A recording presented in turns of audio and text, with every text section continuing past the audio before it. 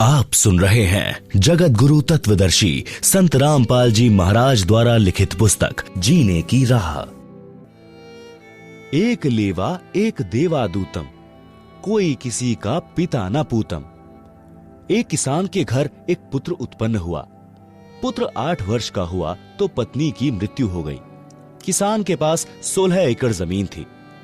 कुछ वर्ष पश्चात किसान ने दूसरी शादी की।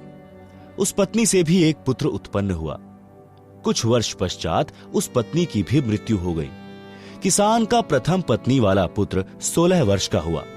उसका विवाह कर दिया। किसान की भी मृत्यु हो गई। छोटा लड़का 10 से 12 वर्ष की आयु में रोगी हो गया। कुछ दिन उपचार कराया। फिर बड़े भाई यानी मौसी के बेटे ने तथा उसकी पत्नी ने विचार किया कि उपचार पर क्यों खर्च किया। यदि मर गया तो इसके हिस्से के 8 एकड़ जमीन अपने पास रह जाएगी।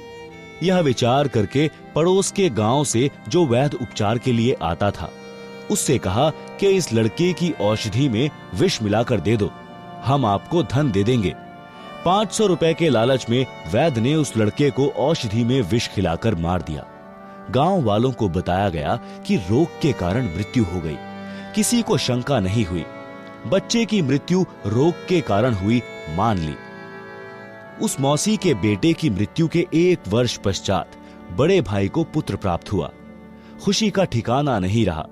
बच्चे के जन्म की खुशी में जीमनवार यानी लंगर किया। पूरे गांव में मिठाई बांटी गई। उसके पश्चात कोई संतान नहीं हुई। इकलौते पुत्र को प्रेम से पाला। अच्छा घी दूध दही खिला पिलाकर हष्ट पुष्ट कर दिया। 16 वर्ष की आयु में विवाह कर दिया। उस समय बाल विवाह को गर्व की बात माना जाता था। वह लड़का रोगी हो गया। वैद्य पर वैद्य बुलाए, महंगे से महंगे औषधि खिलाई, परंतु व्यर्थ रहा। उस समय 1 महीने में 1,000 की औषधि खिलाई गई। हीरा तथा मोती भस्म भी औषधि में मिलाकर लड़के को खिलाया गया, जिस कारण से 8 एकड़ जमीन भी बेचनी पड़ी। परंतु रोग घटने की बजाय बढ़ता ही चला गया और अंतिम दिन आ गया। लड़के का पिता चिंतित अवस्था में पुत्र के पास बैठा था।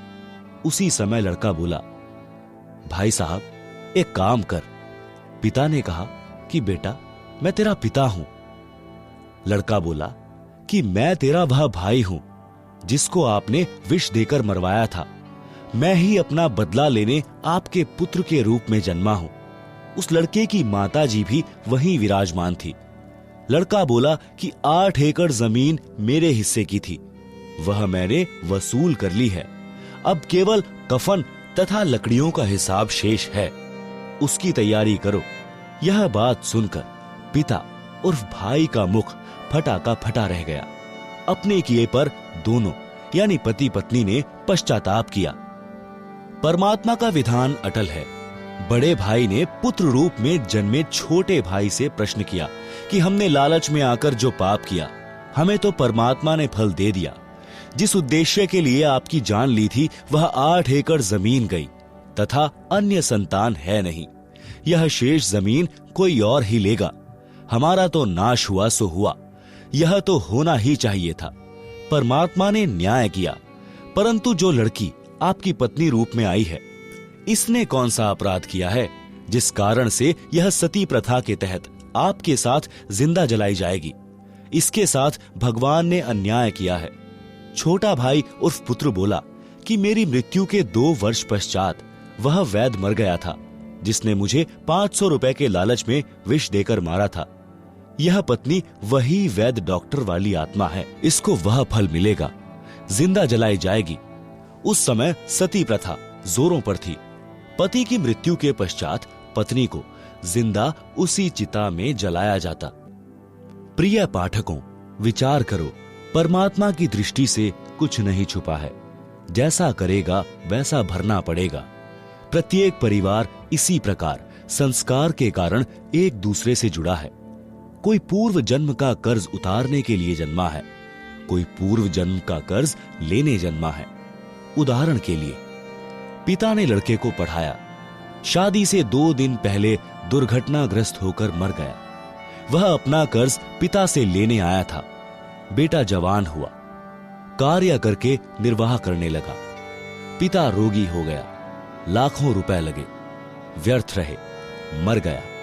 यह पिता पिछले जन्म का कर्ज लेने आया था, कुछ देने आया था। लड़की का विवाह किया, 2 वर्ष पश्चात लड़की मर गई। बहुत दहेज दिया था। वह दामाद पूर्व जन्म के ऋण के बदले में लड़की भी ले गया और धन भी। वर्तमान में जो किसी के साथ धोखा करके धन हड़प लेते हैं, वह धन अगले जन्म में दामाद बनकर वसूलेगा। परमात्मा का अटल विधान है, बुद्धिमान को संकेत ही पर्याप्त है। उपरोक्त केवल कथा नहीं है, यह हकीकत है। कोई यह कहता है कि यह तो डराने के लिए कथा बनाई, किसने देखा है क्या होगा। जैसे चोर को भद्र पुरुष समझाते हैं कि भाई चोरी मत किया कर, जब पकड़ा जाएगा तो पहले तो जनता पिटाई करेगी, फिर पुलिस पीटेगी और जेल में भी कष्ट उठाना पड़ेगा। यदि कोई कहे कि यह तो चोर को डराने के लिए कहा है, किसने देखा है कि आगे क्या होता है।